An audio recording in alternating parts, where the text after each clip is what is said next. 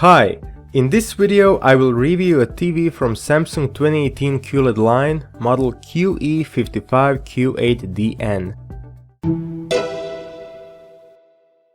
Together with flagship Q9F, Q8D is the only model in Samsung 2018 lineup equipped with an advanced full-array local dimming backlight that is necessary for achieving high contrast and good HDR performance on LCD TVs.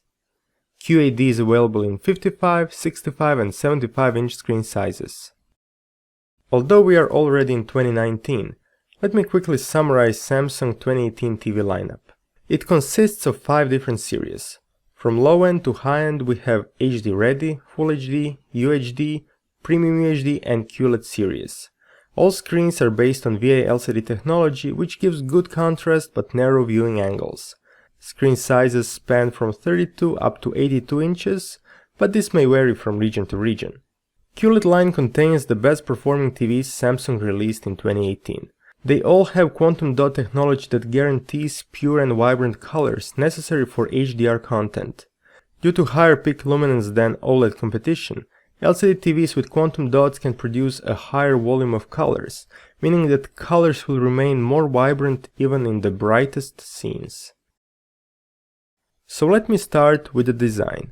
Apart from the big screen with highly efficient anti-reflective coating, there is not much more you will see. There is a thin silver bezel surrounding the screen, and TV stands on 2 legs set apart 97.6 centimeters. The bezel is made out of metal, and so are the stands. The backplate and the outside of the stands are made out of plastic. Build quality is good, but not great. I noticed a gap between the backplate and the cover in the top area.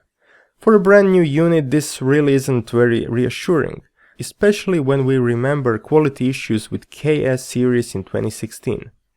Q8D is not equipped with one connect box, but has all connectivity options on the backside. There are 4 HDMI 2.0B version connectors, 2 USBs, Toslink, satellite and antenna inputs, Ethernet and CI slot. There are no analog inputs or outputs. Wireless connections include Bluetooth and Wi-Fi. Samsung is not supplying cover to hide the area where the connectors are, though it is understandable that Samsung wants to cut costs. This really doesn't follow the 360 degrees design ideology that the company has been promoting for several years now. Q8D comes with an aluminum remote control that is using both infrared and Bluetooth connectivity with the TV. There is a built-in microphone and a new gallery button. Tizen OS 4.0 is of the same characteristics as on NU7100 and NU7400 TVs that I've tested previously. Together with WebOS 4.0, it is one of my favorite smart TV platforms out there.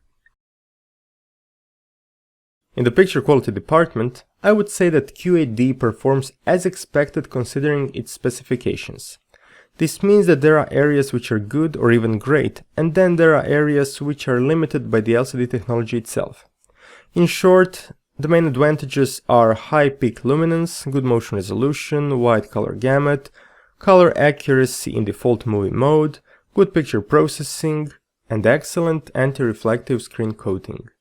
On the other hand, the main disadvantages are not very precise local dimming, brightness fluctuations in HDR, and narrow viewing angles. Using Kelman 2018 and C6 HDR 2000 colorimeter, I've measured peak luminance of 1500 nits, which is according to Samsung's specification for Q7 and Q8 models. Only Q9 series can achieve higher peak luminance, 2000 nits to be precise. These are the measurements on 10% window. With more white on the screen, the brightness will drop. Not as much as on OLED TVs, but still it will occur. However, that didn't bother me while I was watching the actual content. Sustained peak luminance is also good. I haven't noticed a significant drop of brightness even after a minute of bright test pattern being displayed. This is definitely an improvement compared to UHD line that I've tested in 2016. On the other hand, I expected better local dimming performance from this TV. There are a total of 40 dimming zones. 4 more than on LG's SK8500 series and 8 less than on Sony XF90 series. Dimming is not very precise, as you can see on this pattern that displays a white line that moves across the screen horizontally and vertically. When the line is on the left side of the screen, only the far right side is dimmed.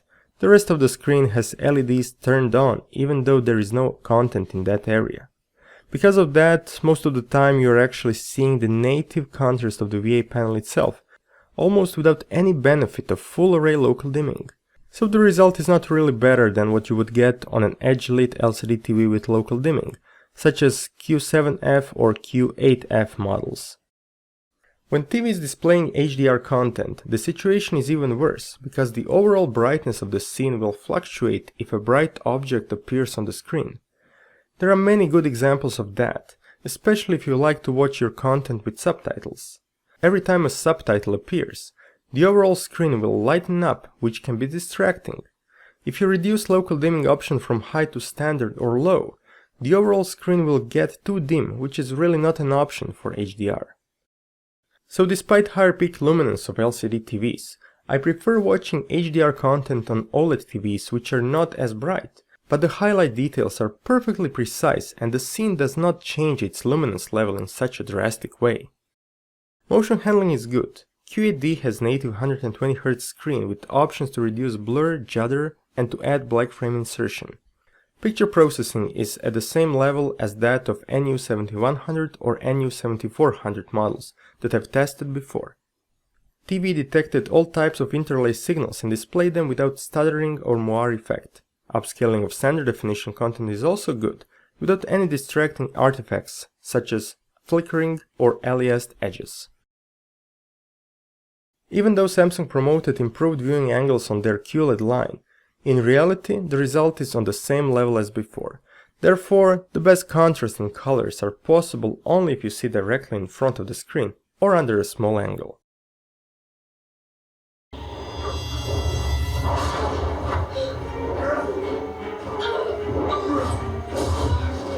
Due to the compact size, only down-firing speakers are implemented on this model, and they produce sound of average quality. For watching movies and playing games, you should connect this TV to a soundbar or even better, to an AV receiver. Gaming is definitely one of the strongest points of this TV.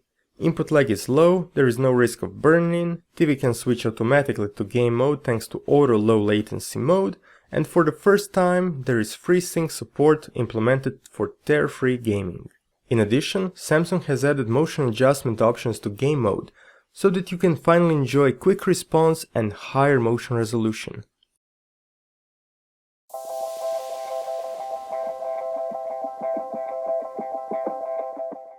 Despite the impressive characteristics and advantages presented in this review, there are better alternatives on the market.